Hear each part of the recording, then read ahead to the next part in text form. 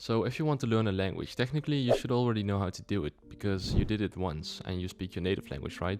But the problem is when we start learning a second language, we take a whole other approach for some reason. So I started thinking and I want to answer this question. How did we learn to speak our native language? Surely you didn't open your grammar book and then you started learning when you were 4 years old because you couldn't even read probably and you started learning grammar. No, you just listened and listened over and over again and eventually you got fluent in it, and by now you are able to speak your language like a native speaker fluently. And then after a while, let's take English for example, you are fluent in this language, you can speak and you can write, only to have it corrected by somebody like me, somebody who likes learning the language, because I learned the language.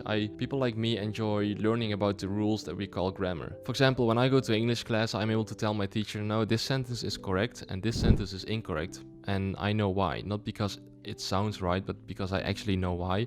I consciously learned the language, so I know the rule, which is different from you because you unconsciously learned the language. It just happened without you being aware of it. And that's the point I'm trying to make. They're literally this opposite thing, and yet so many people choose to go for the conscious learning way when they start learning another language. So the question is why? Why do we do that? Why do we learn a language? Because clearly we don't. And how can we use this method like when we were a baby to actually learn a language? So I'm kind of late to this language acquisition thing. It has been going on for a while and I knew about it, but I hadn't really done any research until now, and it just fascinates me really, because somebody on a recent video posted a comment and he mentioned a video which I had seen before, but I kind of forgot about it, so I watched it again and it was absolutely amazing. It just made sense. Everything made sense because it explains why you can hear when somebody makes a mistake but you don't know exactly what's wrong. It also explains why reading is so good for you when developing language. And finally, it also explains why speaking is such a struggle, especially when you have learned a lot for a long time and then have to start speaking. We acquire language in one way and only one way, when we understand messages. We call this comprehensible input. So the man you just saw is Stephen Krashen, and he is known for this, doing research on this topic, language acquisition. And I'd known about this, but I hadn't really done any research. Like I just said, I was listening to this You Can Learn Chinese podcast, and then somebody mentioned it there. And then recently somebody on my video posted a comment and he mentioned it again. So this research that Stephen does, it really fascinates me. And if you are interested in it too, you can actually download it because he put it up for free. I will put a link in the description as well. Or you can just go to Google and type second language acquisition Stephen Krashen and you'll probably find it too. So the main thing that Stephen says is that there are two ways to learn or acquire a language: acquisition or learning, and they're both very different. Now, learning like we do with our native language when we are a child happens through acquisition. You're not aware of it, you're just listening to a lot of input, and then at some point when you feel ready you can start speaking, and that's acquisition. Whereas in school what we usually do is learn. We use our brain and we consciously learn grammar, and that is completely different in Stephen's opinion. And that is basically the first hypothesis out of 5. And in the second hypothesis, Stephen says that usually when we acquire a language, it happens in a certain order. As he stated, the acquisition of grammatical structures proceeds in a predictable order. Acquirers of a given language tend to acquire certain grammatical structures early and others later. The agreement among individual acquirers is not always 100%, but there are clear, statistically significant similarities. For example, when somebody learns English as a second language, usually the order in which they acquire grammar is this, as you can see according to this figure. And what's also interesting is that when people start negating sentences, so like I don't like this, or I haven't eaten, or something like that, where there's a negative, it also usually happens in the same order. So usually people put the negative marker outside the sentence first, and then after a while they put the negative marker between the subject and the verb, like you can see here. And then the same thing goes for questions. Usually people start with something like this, and then after a while they acquire the right grammar and they start to switch the subject and the verb, and then the sentence is correct.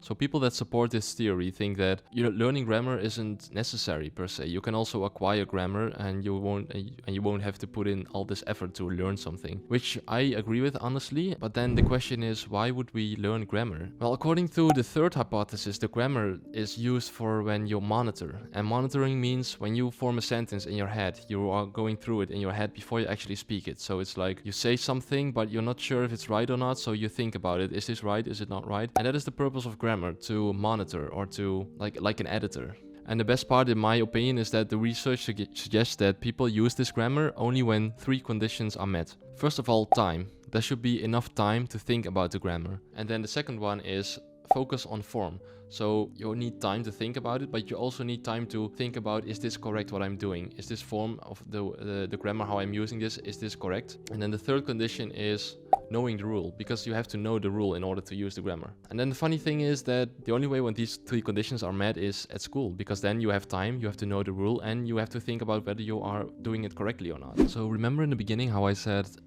Steven said, we acquire language in one way when we understand messages. So what we have to do is expose ourselves to language and then understand the messages that are being said around us. And how do we do this? Well, let's take an example that Steven came up with in one of his speeches. Das ist meine Hand. Verstehen Sie das? Hand? Mr. Spock hat 2 Ohren. Ohren. Verstehen Sie Ohren? Hat 2 Ohren.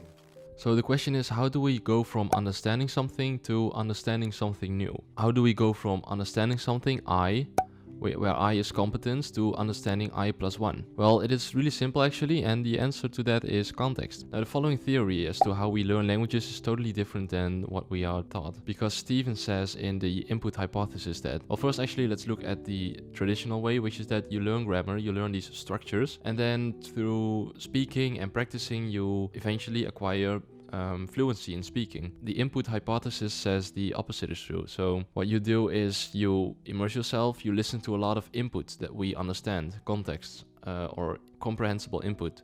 And then what happens is eventually you'll pick up the structures and then you'll acquire fluency that way. We acquire by going for meaning first, and as a result we acquire structure. So, for example, when you are a baby and you don't understand something, but I don't know, maybe your mother or your father, they say something, but even though you don't understand what is being said, you still understand the message that they're trying to give? I guess the message they are trying to tell you.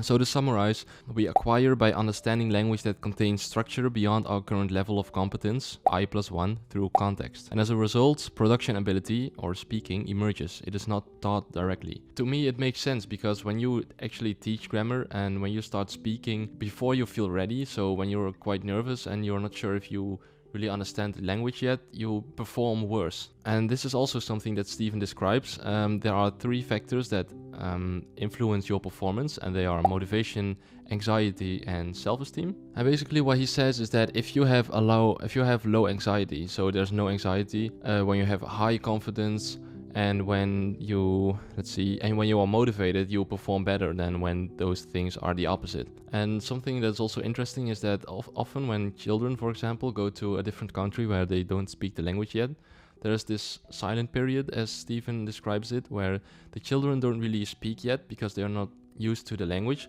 But after let's say a year or something, they've heard a lot of input, comprehensible input, and then they start speaking. Basically, if you start speaking too early, you have to feel ready for it. It's something just like children when they are very young. They only start speaking when they heard a lot of input, and it really takes a while. And if you start learning a new language, you should, according to Steven, first understand a lot about the language, have a lot of comprehensible input, and then when you heard something a couple of times, like 40 or 50 times, then you're ready to use it by yourself. So for some languages, for example, level 5 languages, which includes Mandarin, Japanese, these really hard languages, you need a lot of exposure, like way more hours, 20 to 100 hours, as opposed to other languages which are closer to English and therefore easier. There is actually a school in Thailand that does this. They are basically schools that teach not through grammar, but just by listening. So you go into the classes and the teachers will just speak to you in the language, and they'll start out easy, and then every week they will discuss something that is more difficult, and then eventually you'll pick up some things because you just hear them over and over again, and that way you are basically doing this comprehensible input way of teaching, learning. And I think that would be really interesting to do, but I don't know if there's any schools like that here. But there's an article I found online which I will link in the description as well, so you can find that. You can read that if you want. I read it and it's really fascinating. It worked out for this guy who went to Thailand for like a year or something. So I guess the most important thing about this video is that the context is important. Comprehensible input. You have to understand what is being said to you. Let's take Chinese or Japanese, for example. There are these characters, and the way that you should study them, in my opinion at least, is you have to find them in context. You don't just study all of them and try to remember them. You have to see them somewhere and then say, oh wait, this is used like this and this character is used like this, so that way it's easier for me to remember, because when I see them again I can think back about when I saw them before in context, and you can make these connections in your brain, and that is really what makes studying more effective, in my opinion. So that's everything about the language acquisition that I wanted to share, because once again I think this is really interesting.